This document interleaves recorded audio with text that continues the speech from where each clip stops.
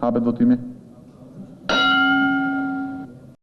I shkarkuar rreth një muaj më parë nga kuvendi, ish numri 2 i KLD-s komenton vendimin e gjykatës kushtetuese si faktim të palishmërisë në të cilën shumica mori këtë vendim. Për Elvis Çefën, përgjigjja e kushtetueses për kërkesën e Partisë Demokratike përkthehet si rikthim në detyrë të dy anëtarëve të shkarkuar. Teorikisht, në mendimin tim si jurist,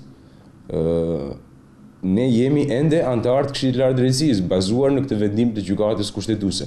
Por gjithmonë ka një rezervë, dhe rezerva është mënyra se si gjykata kushtetuese do të argumentojë këtë vendim. Dy të prekurit e drejt për drejt nga ligji për Këshillin e Lartë të Drejtësisë, Elvis Çefa dhe Lulzim Lelçaj, janë drejtuar dhe gjykatës administrative për shkarkimin e tyre, ndërkohë që shpresojnë që vendimi i gjykatës kushtetuese të lexohet drejt nga të gjitha institucionet përfshirë parlamentin.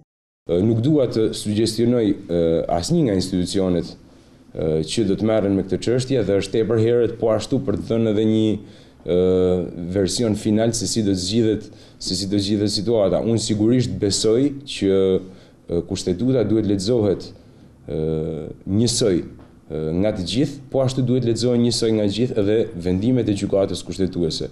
Dhe absolutisht që pretendimi im, dhe besoj që edhe i kolegut Lelçaj, do jetë që situata të rikthehet në ligjshmëri. Një ditë pasi apeloi opozitën të mos ketë dy standarde në leximin e vendimeve të gjykatës kushtetuese, numri 1 i kuvendit Ilir Meta tha se këtë vendim do ta shohë me qetësi deri në zbardhjen e plotë të tij përpara se të vendosë. Kuvendi do ta shohë me vëmendje maksimale, është kuvendi ai që do të vendosë.